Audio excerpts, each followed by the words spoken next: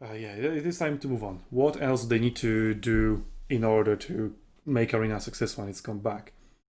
And for me, it is through in-game content.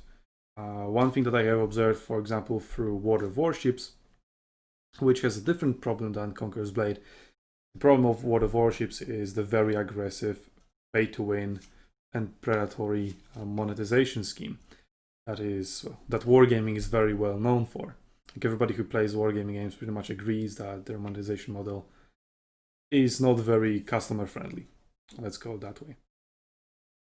And so a lot of people are turned off by it. But how wargaming keeps their games alive is, well, first through the sunken cost fallacy, where at the beginning the game wasn't that much pay to win. It had actually good premium content, good premium ships. But I was like, hey, here's an overpowered ship. Just pay 40 euros for it and it's yours. Oh, but remember, it will disappear from the shop forever after 2 months. So give us 40 euros right now, or you will not have this very much OP ship anymore. No chance to get it ever in the future. And people are like, whoa, that's a red flag. Tier 5 elephants. Yeah, but I've sunken enough time into this game or enough money on the previous ships or the premium account or whatever. It's like, I might buy Belfast or whatever, or I might just, close an eye on this and just ignore it. And they hit you with other OP ships and absolutely destroy the entire economy.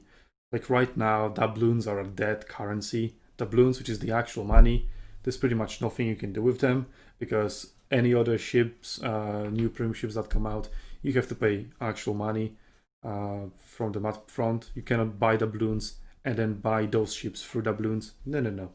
It's always a single transaction. You cannot do it for any sort of deals or whatsoever. So they're really, really aggressive, right? But yet, people see all that, bullshit, the pay-to-win bullshit and other predatory monetization practices, and yet they keep playing the game. So yeah, some game fallacy is one. And second is that they keep the game fresh and interesting and fun to play through constant additions of new game modes, new tech tree branches, new events, in-game events, etc. So there's always something new to do in World of Warships, another new interesting way to play it, either for fun or a ranked season or whatever. Obviously, I do not want Arena to go the sunken fallacy route. No, that's terrible. And also, Total War community is a little bit smarter in that regard, so they wouldn't fall for that as easily as the wargaming fan base. Unless it comes to the Warhammer, that's kind of iffy there, what they do with the DLCs. But that's... to be fair, we pay like $70 for 10 models. Like, we clearly aren't rational buyers. Yeah, I was just about to say, what Warhammer fan has any concept of money whatsoever? Yeah, that's what I said. Like, Warhammer is kind of exception from that, right? But the amount of money that they made through Warhammer is also insane. But so I would like to see Total War Arena copy World of Warships or World of Tanks. Well, I don't really keep up with World of Tanks because I stopped playing that game so many years ago. Because do you want to know why I stopped playing World of Tanks? Because artillery. Oh yeah, nice. I mean, it was one of the issues that I had with the game. I really enjoyed the team aspect of it because they had a separate game mode, which is exactly what I'm trying to advertise here for Arena. Because separate game mode, separate queue, where you would create a lobby, invite players to that lobby, and then create a team for that lobby, and then fight against other teams created for the same lobbies. So there was a separate queue for tier 4, tier 6, tier 8, and tier 10. So you wouldn't go into bullshit matchmaking, which was another main issue, which made me leave the game, because you go into tier 6 to 8 battle in your tier 6 tank, and you cannot do absolute shit. You cannot penetrate any armor of tier 7, tier 8, and it's just not fun that way. Sounds like Arena. No, it doesn't. In Arena, the tier difference are much lower, and you can always route them pretty much. So it all comes down to skill. Obviously, the higher tier helps, but it's nowhere near as bad as it was in World of Tanks. I see. Yeah, World of Tanks was just like absolutely, you couldn't do anything. Like even if you surrounded or ambushed the tank and managed to hit it in the back, sometimes the armor in the back, just because he was 2 tier higher, nope, just bounce it. So yeah. And why is it that way? Because they want you to buy the fucking gold ammo. Yeah, first of all, buy the gold ammo, which back then it was actually pay to win. Then they removed it, and you couldn't buy it for... no, you could still buy it for gold, but you could also buy it for silver. And Wargaming is also very famous for their atrociously bad economy, which means you not only have to buy a premium account, you also need to constantly play tier 8, tier 9, tier 10 ships or tanks in order to just stay on the surplus with your economy. Because if you just play tier 10 tanks or ships, regular tech tree ships and tanks, you're just going to lose silver and lose your ability to play in those high tiers. In Arena, not a problem. Right? Tier advantage, a bit of a problem, but nowhere near as bad as it is in either World of Tanks or World of Warships. Yeah, but those games are largely successful also partially because of the new game modes they keep implementing. And they're interesting to play. And hey, if you don't like the regular matchmaking, well, here's a fun game mode you can play. For example, what they do for April Fools. Last time they had torpedo bead mode, which is essentially just super fast destroyers, like double, triple the speed, and torpedoes only on super short cooldown. All the gameplay was just dodging the torpedoes, which was quite fun. It was different. And that they make another event, something like campaigns, which you featured in a feature wishlist podcast.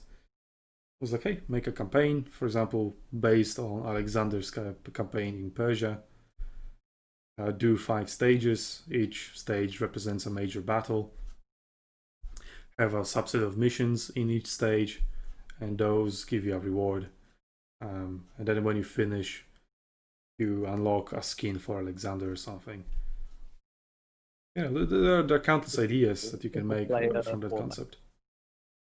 Yeah, that would be really cool. Like single player missions, a little bit more than just like kill this, then kill this, then kill this, and then like 5-player stuff, which is like more challenging, or like horde mode. Even they could do a whole bunch of stuff, which would be kind of fun. Yeah, they could do horror mode, for example, for Halloween, right? Yeah, just charging down peasants with cavalry and trying to sweep up as much stuff as you can. Mustafa? I still want them to do whether it's a limited time event or just like a fun side game mode or something. I still always thought a fun game mode would be a big like arena, and you have 10 people shoved in there. Last man standing wins. You all get 1 unit. Oh, that would be fun. That would just actually a mosh pit. Fun, yeah.